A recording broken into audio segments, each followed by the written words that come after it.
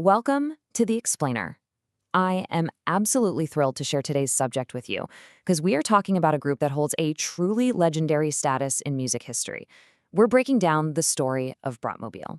And look, if you ask me, and honestly a lot of others who are completely transformed by their music, they just might be the best band ever. Today, we're going to explore their absolutely crucial historical significance as pioneers of 1990s punk, the DIY culture, and the entire Riot Grrrl revolution. We've got some incredible facts lined up that distill exactly how this band changed the cultural landscape, literally forever. Okay, let's dive right into this because this is wild. Bratmobile actually started entirely as a bluff. As lead singer Allison Wolf reveals here, she and drummer Molly Newman were running around calling themselves a band before they even knew how to play a single instrument or, write a single song. They had the name, they absolutely had the attitude. But the music? Well, that part wasn't happening yet.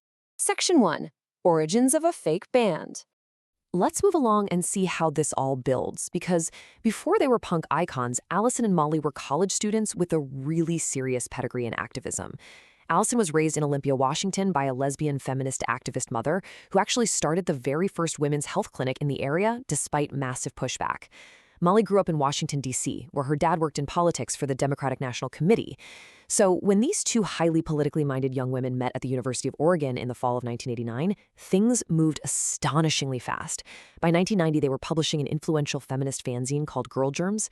Then boom, February 14th, 1991, they play their very first gig at the North Shore Surf Club in Olympia.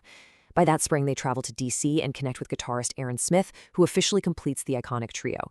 They went from dorm room friends to a national performing act in just a little over a year. You know, a really fun detail about when Molly and Allison first met at the University of Oregon is that they realized they actually shared a wall between their dorm beds. And instead of just calling each other or walking next door, they developed this immediate, super close bond where they would just knock on the shared wall to communicate with each other. It's just such a sweet, intimate picture of the deep friendship that would soon birth a massive cultural movement. So how exactly did this fake band become real?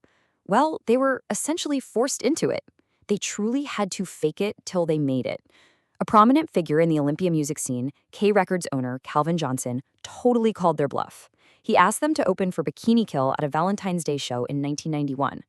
Now, they tried to get out of it, but eventually they gave in and agreed. Suddenly, with a booked gig fast approaching, they had to scramble and figure out how to be an actual, real-life band. No pressure, right?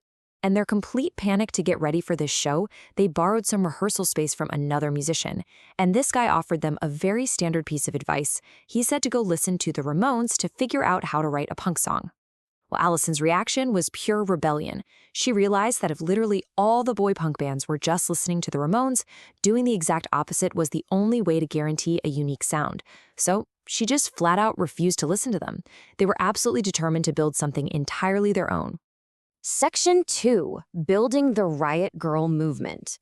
And this brilliantly illustrates how that unique sound and fierce independence quickly positioned Bratmobile right alongside their peers in Bikini Kill as the founding mothers of a national phenomenon. They weren't just playing music, they were actively building a feminist community from the ground up.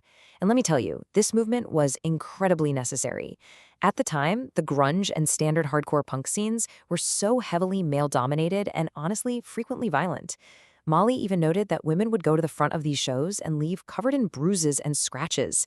It just wasn't safe.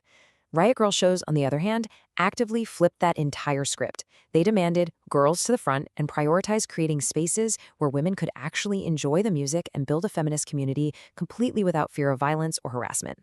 Now, you might be wondering, how on earth did they spread this message before the internet? This was a completely grassroots, informal economy. They built this national movement by writing physical letters with actual stamps.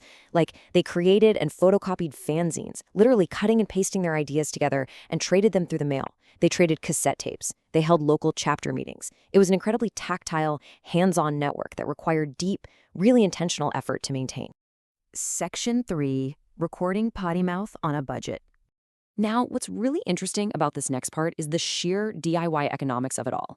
By 1993, Bratmobile was ready to put out their debut full-length album on Kill Rock Stars.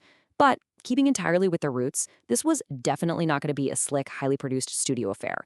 It was an exercise in raw lo-fi magic. Step 1, they secured their friend Tim Green's 4-track reel-to-reel setup in his basement. Step 2, they bought the actual reel of tape themselves for like $40. And step 3, which is for sure my favorite part, they had absolutely no money, so they literally paid Tim to produce the album with a box of hair dye and a slice of pizza. I mean, you can't make that up. The result of all that was a decidedly minimalist, lo-fi sound. But here is why that matters so much. That lack of formal training and polished production actually made the music infinitely more accessible. When young women listened to Pottymouth, they didn't hear a perfectly auto-tuned, unreachable pop star. They heard girls exactly like them. It proved once and for all that you didn't need thousands of dollars or virtuoso guitar skills to have a voice.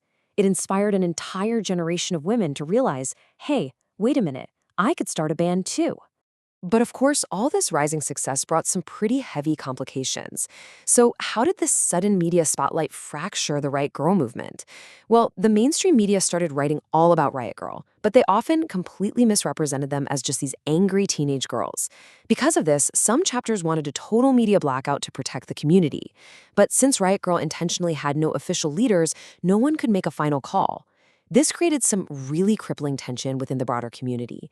And unfortunately, that tension bled directly into Bratmobile itself. Section 4. The 1994 on-stage breakup. All of this internal tension and intense media scrutiny acted like a massive pressure cooker that was just preparing to explode in spectacular fashion in New York City. By May 1994, the band was barely holding it together. Molly was treating the band seriously and was totally open to the media attention, while Allison was deeply uncomfortable with it and preferred the community media blackout. To make matters worse, they had all moved to completely different states, California, DC, and Maryland. They had absolutely zero rehearsal time before being booked to headline an art show at the Threadwaxing Space in New York. Molly literally flew in on a red-eye flight with zero sleep. The stage was set for a total disaster. So the crucial point here is that on May 7th, 1994, that pressure cooker completely imploded. During their set, a girl from the audience who had been harassed by a guy in the back was furious that the guy hadn't been kicked out, so she actually hijacked the microphone right out of Allison's hands on stage, demanding the band act as security and fix the situation. The crowd was screaming.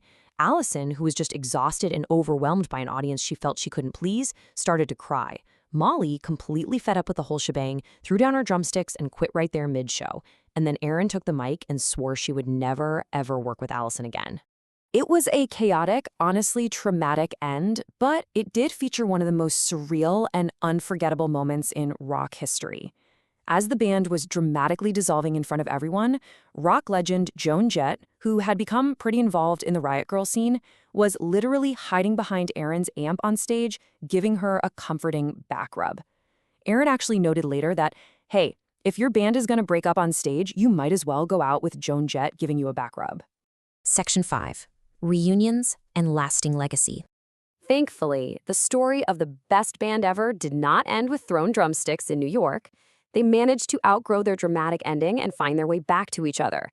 In 1999, they reunited for a low-key show at the Stork Club in Oakland, which launched a massive revival. In 2000, they released a highly acclaimed second album, Ladies, Women, and Girls. They eventually drifted apart again in the early 2000s to pursue other careers, but they never lost that spark. In 2019, they got together for a birthday party, and then in 2023, Molly and Allison brought Bratmobile back to the stage at the Mosswood Meltdown Festival to an entirely new generation of fans. Reflecting on these modern reunions, Allison Wolfe captured the overarching message of Bratmobile today. She said, "You don't get put out to pasture just because society says so." They are proving that aging doesn't mean women must stop creating the art and the culture they want to see in the world. Their fearlessness hasn't faded one bit. It's really just evolved. This leaves us with a final, provocative thought. How can you apply the fake-it-till-you-make-it Riot Grrrl ethos to create the culture you want to see today? Bratmobile changed the world not because they were perfect musicians, but because they absolutely refused to wait for permission to speak. Take that fearlessness into your own life. Start the project, write the words, form the band, even if you don't really know how yet. Thank you for joining me on this explainer, and I really hope this inspired you to go out and make some noise of your own.